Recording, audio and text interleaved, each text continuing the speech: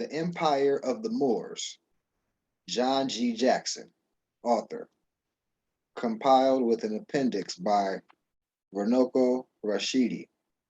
The Moors were people who lived in Morocco. That's the reason they called it that. The word Moor meant black, it meant black people. In ancient times, all Africans were called Ethiopians or Cushites. In the Middle Ages, the Africans were called Moors. The word Moor literally means black. So the Moorish people were the black people. In medieval times, the name Moor was not restricted to the inhabitants of Morocco, but it was more customary to refer to all Africans as Moors. All Africans as Moors. The highly ambiguous word Negro had not yet been invented. The highly ambiguous word Negro had not yet been invented. This word Negro came up when the slave trade came in. In other words, you have a lot of little fish floating around in the ocean. They're little fish and they have various names. But if you put them in cans, they all become sardines. So when they put the black man in slavery, he became a Negro. We know from contemporary records, which have come down to us from the era of medieval Moorish supremacy, that the Moors did not consider themselves as white men. The Moors in North Africa were converted to Islam during the 7th century.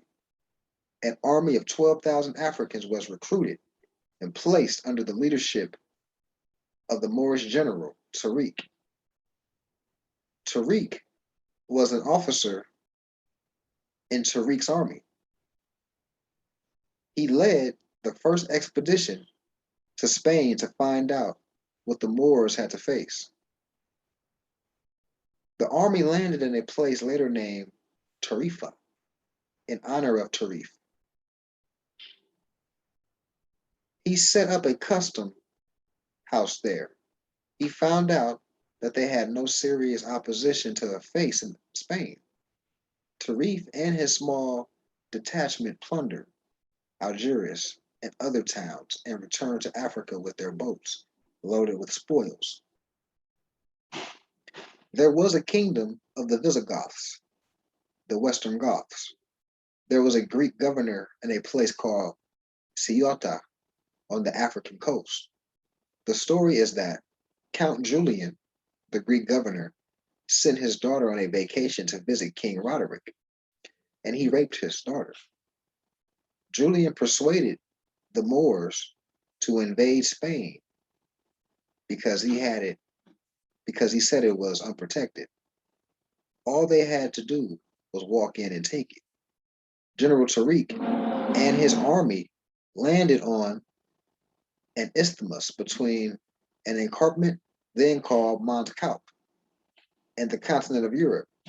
After that, Mont Calp was renamed Jebel Tariq, or the Hill of Tariq, or as we now call it, Gibraltar.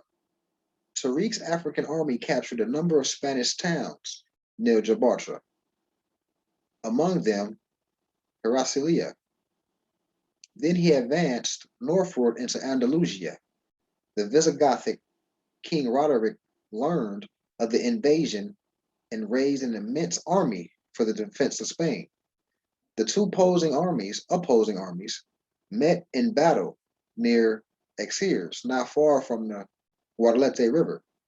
After overrunning most of the Iberian Peninsula, the Moors pushed on through to France, where they were repulsed with heavy losses at Poitiers by the Franks under Charles Martel, the grandfather of Charlemagne. After his significant setback, they retired into Spain and there laid the foundations of a new civilization. The country was immeasurably enriched by their labors. They, for instance, introduced the silk industry to Spain. In the field of agriculture, they were highly skilled and introduced rice, sugarcane, dates, ginger, cotton, lemons, and strawberries into the country.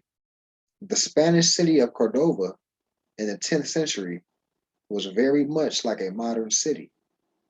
Its streets were well paved, and there were raised sidewalks for pedestrians. At night, one could walk for 10 miles by the light of lamps, flanked by an uninterrupted extent of buildings. This was hundreds of years before there was a paved street in Paris, France, or street lamp in London, England. The population of Cordova was over a million. There were 200,000 homes, 800 public schools, and many colleges and universities. Cordova possessed 10,000 palaces of the wealthy, besides many royal palaces surrounded by beautiful gardens. There were even 5,000 mills in Cordova at a time when there was not even one in the rest of Europe. There were also 900 public baths, besides a large number of private ones, at a time when the rest of Europe considered bathing as extremely sinful and to be avoided as much as possible. Cordova was also graced by a system of over 4,000 public markets. The great mosques of Cordova, another grand structure, had a scarlet and gold roof. Gold roof. Wow. With 1,000 columns of porphyry and marble. It was lit by more than 200 silver chandeliers, containing more than 1,000 silver lamps burning perfumed oil. The marvelous cities of Toledo, Seville, and Granada were rivals of Cordova in respect to grandeur and magnificence. According to De Fatinelli, quote, the Moors of Granada, a small black people burned by the sun, full of wit and fire, always in love, writing verse, fond of music, arranging festivals, dances, and tournaments every day. Education was universal in Moorish Spain, being given to the most humble, while in Christian Europe, 99% of the people were illiterate, and even kings could neither read nor write. You had Moorish women who were doctors and lawyers and professors. Jewish scholars studied under the Moors and then went to England and set up a scientific school. What later came to be the Oxford University. Wow, Oxford University. Moors. It's because of Moors, Oxford University is there. The Moors furnished the knowledge and the Jews collected it. The Jews were intermediaries. The Moors and Christians were fighting each other, and the Jews formed a bridge between them. The Umayyad dynasty survived in Spain into 1031, but it was obviously in a state of decline by the year 1000. Abd-Rahman III, one of the greatest of the Moorish monarchs, reigned for 50 years, from 911 to 961, and both stabilized and expanded the territories of his dominions. The Moors were a very tolerant people, not intolerant, tolerant people. The Moors rulers lived in sumptuous palaces, while the monarchs of Germany, France, and England dwelt in big barns. Let me repeat that. The Moors were a very tolerant people. The Moorish rulers lived in sumptuous palaces, while the monarchs of Germany, France, and England dwelt in big barns. courts. While no windows and no chimneys, and with only a hole in the roof for the exit of smoke. In the year 1048, the Emir Yahya of Morocco visited Mecca. Here, he met a religious reformer, Ibn Yazin, whom he persuaded to return home with him to teach his doctrines to the Moors. Ibn Yazin, with a few followers, set his headquarters on an island in the Senegal River in West Africa. The new movement proved to be popular, and the leader named his disciples the Morabites, champions of the faith, which in time was changed to Almoravids. A crusade was urged by Ibn Yasin, the purpose of which was to maintain the truth, to repress injustice, and to abolish all taxes not based on law. The leadership of the Almoravids, which started in Upper Senegal, was assumed by the Emir Yahya. After consolidating his position in southwestern Morocco, Yahya died in 1056 and was succeeded by his brother, Abu Bakr, who led his armies to further victories. Abu Bakr retired to southern Morocco and turned over the northern part of the country to his cousin, Yusuf Tashefin, who soon became the master of Northwest Africa.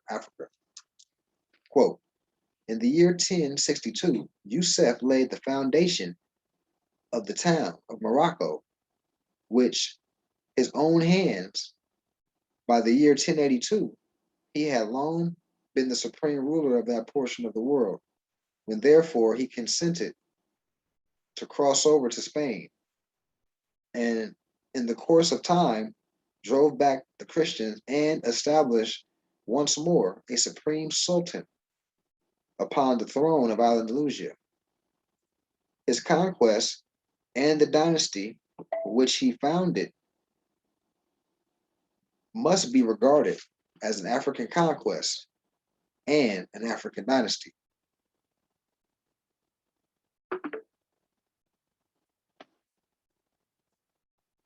When Yusuf the first crossed over to Europe, he was in command of an army of 1,500 men, armed mainly with swords and poniards. But his shock troops were a 6,000 strong detachment of Senegalese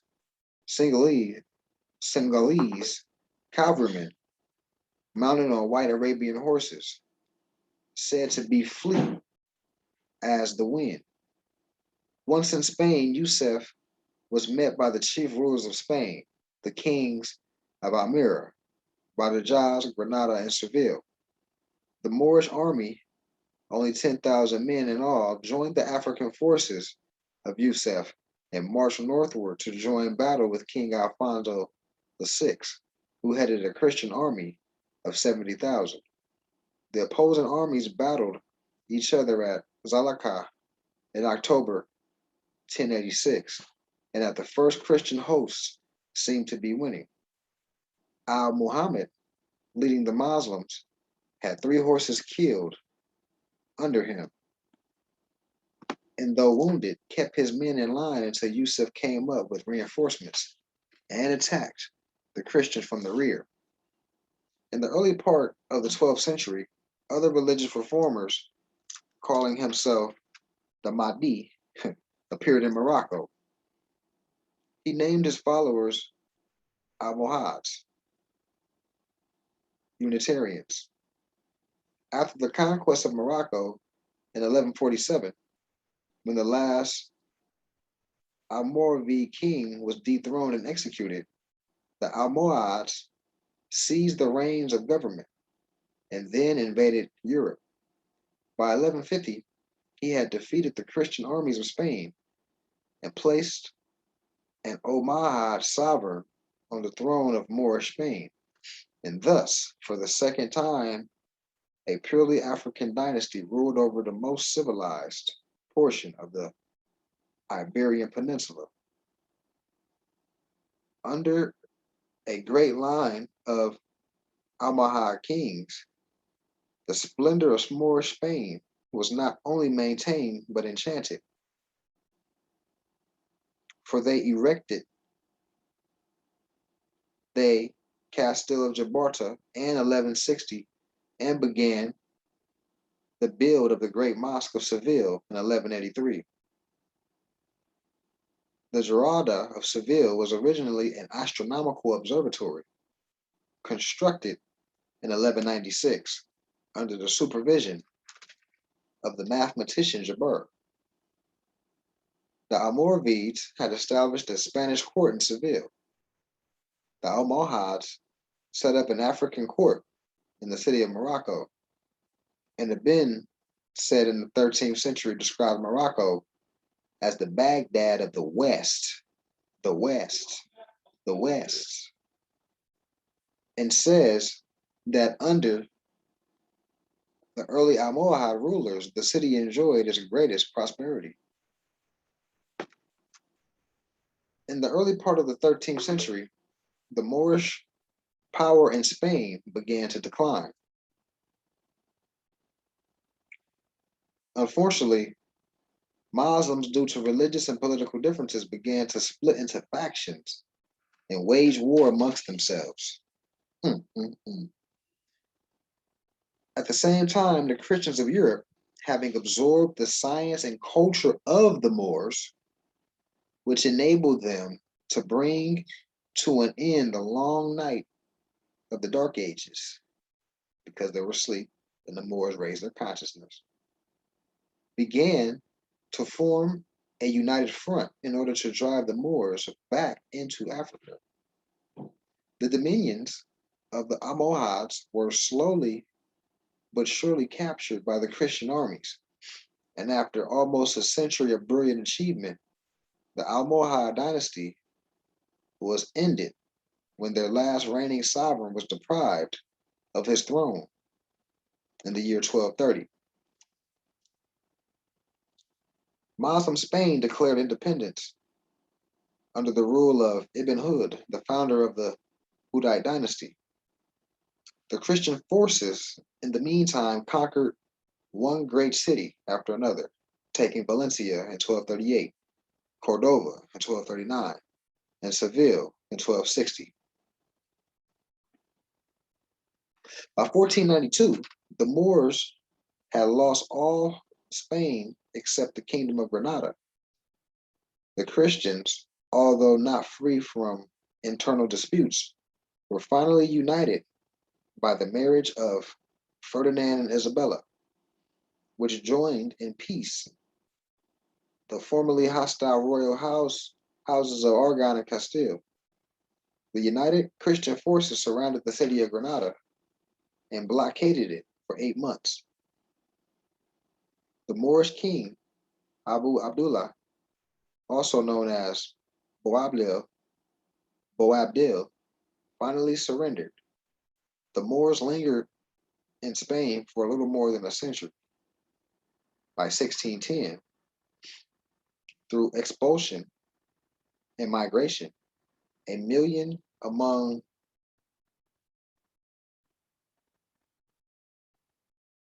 them many Jews have returned to Northern Africa and Western Europe. That's consistent to what Asir be talking about. Got expelled, it came to South America, Mexico, etc., and formed New Granada in what's now modernly called, Venezuela, Brazil, etc. Okay, it's clicking. It's clicking. The expulsion of the Moors from Andalusia was a serious setback to modern civilization. The true greatness of the Moorish culture is not generally known, even to the educated classes of the Western world. The standard work on the Moors is the three-volume History of the Moorish Empire in Europe by S.P. Scott. One of the very best studies of the contributions of the Moors to world history is the one-volume edition, The Story of the Moors in Spain by Stanley Lampoole. It was published in London and New York in 1886. Lampoole was English and was professor of Arabic at the University of Dublin of the conquest and expulsion of the Moors. Lampoole wrote, quote, in 1482, the last bulwark of the Moors gave way before the crusade of Ferdinand and Isabella, and with Granada fell all Spain's greatness. For a brief while, indeed, the reflection of the Moorish grandeur or splendor cast a borrowed light upon the history of the land, which it had once warmed with its sunny radiance. The great epoch of Isabella, Charles V, and Philip II, of Columbus, Cortez, and Pizarro shed a last halo about the dying moments of a mighty state. Then followed the abomination of desolation, the rule of the Inquisition, and the blackness of darkness in which Spain has been plunged ever since. Some anthropologists have assigned the Moors to an arbitrary brown race, and others have labeled them dark whites. Joseph McCabe once observed that perhaps an African anthropologist will call the same people pale blacks, even Arabs, who were always a minority in the so-called Arab culture of the Middle Ages, regarded a dark complexion as a badge of honor. Arnold Toynbee noted that, quote, the primitive Arabs, who were the ruling element of the Umayyad Caliphate, called themselves swarthy people, with a connotation of racial superiority, and their Persian Turkish subjects, the ruddy people, with a connotation of racial inferiority. That is to say, they drew the distinction that we draw between blondes and brunettes, but reversed the value. The curious idea that a great white race has been responsible for all the great civilizations of the past is nothing more than a crude superstition propagated mainly by European Orient racist historians. Appendix. Note on Black scholars of the Moors in John J. Jackson's life. In addition to Stanley Lane Poole and Joseph McCabe, John G. Jackson, in studying the Moors, has relied heavily upon a cadre of extremely dedicated and highly capable scholars. Foremost among these men, unfortunately all deceased, are J.C. de Graaf Johnson, Willis N. Nugent, and J.A. Rogers. The author of this classic work, African Glory, The Story of Vanished Negro Civilization, by John Coleman de Graaf Johnson, noted that, quote, the conquest of Spain was an African conquest. They were Mohammedan Africans, not Arabs or Arabs, who laid low the Gothic kingdom of Spain. De Graaf Johnson was born in Accra, Ghana, on March 21st, 1919. Educated initially at Mafassim School, Ghana, De Craft Johnson attended the University of Edinburgh, Scotland, where he was a student from 1937 to 1946.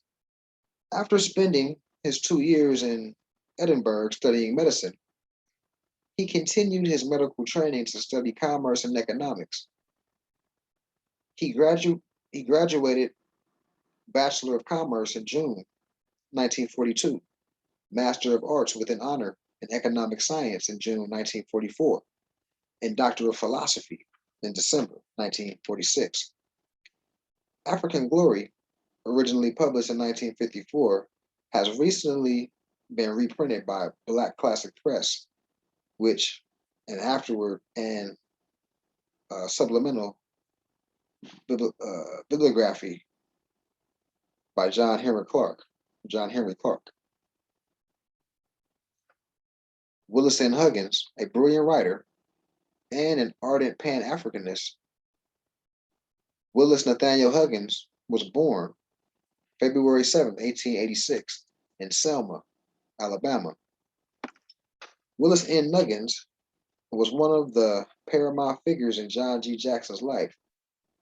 Huggins was the founding father and leading figure of the Blyden Society in Harlem, New York, beginning in 1932. Huggins received a BA from the University of Chicago, an MA from Columbia University, and a PhD from Fordham University. He conducted further research at Oxford University. In 1934, Jackson authored with Willis N. Huggins a guide to study the African history. And in 1937, also with Dr. Huggins, an introduction to African civilizations. The later work may contain Jackson's first substantial writings on the Moors. J.A. Rogers, Joel Augustus Rogers' work on the Moors is perhaps more weighty, certainly more thorough and comprehensive. Than many other African American writers, his finest work on the subject contained in Nature Knows No Color Line has yet to be surpassed. A real giant, Rogers probably did more to popularize African history than any single scholar in the 13th century. Rogers was born in Negril, Jamaica, September 6, in either 1880 or 1883. In 1906, he moved to the United States and spent the major portion of his life in Harlem, New York. Largely self-trained, Rogers was an anthropologist, historian, journalist, and prolific writer. He covered the Marcus Garvey trial, and though never a member of the Universal Negro Improvement Association, wrote for Garvey's Negro World. Interesting. In 1930, Rogers was elected to membership in the Paris Society of Anthropology. Also in 1930, in Ethiopia, he attended the coronation of Haile Selassie. Whoa. In 1930, in Ethiopia, he attended the coronation of Haile Selassie as a correspondent for the Amsterdam News. He was also a featured columnist of the Amsterdam News. In 1925, Rogers went to Europe for research in the libraries and museums there. In 1927, he returned to Europe for research, lasting 3 years. He also went to North Africa during this period. Between 1930 and 1933, he continued his studies in Europe. Beginning in 1935, Rogers served as a war correspondent for the Pittsburgh Courier during the Italian aggression in Ethiopia. He contributed to such publications as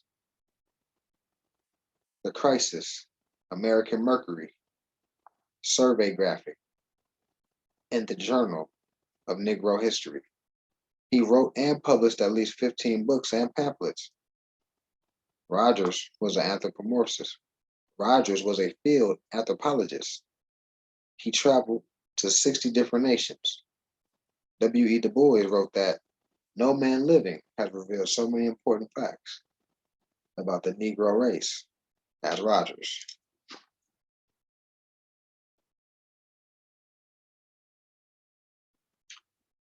I pretty much wrap up that chapter or that segment. We'll pick it back up.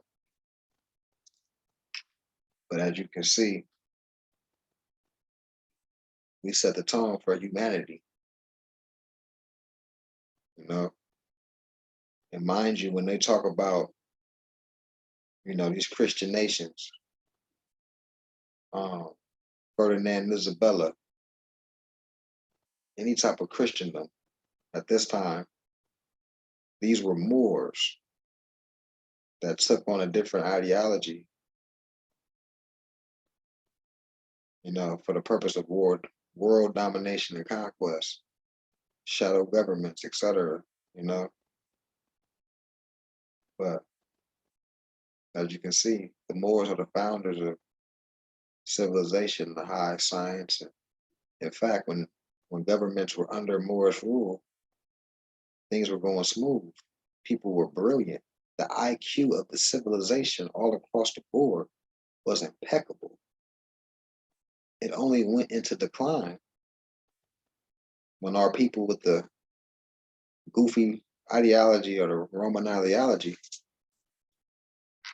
put a curveball in the game. No more high science. We got to get back to it. Hopefully this has been fruitful. And I'll see y'all next time. We're going to pick it back up on page 92, the African heritage. You feel me? Ethno-history of the Moor. That's what we're getting back to when we resume. Background to the emergence of early Berber and Arab peoples, from prehistory to the Islamic dynasties. Feel me? Buckle up. Peace and love.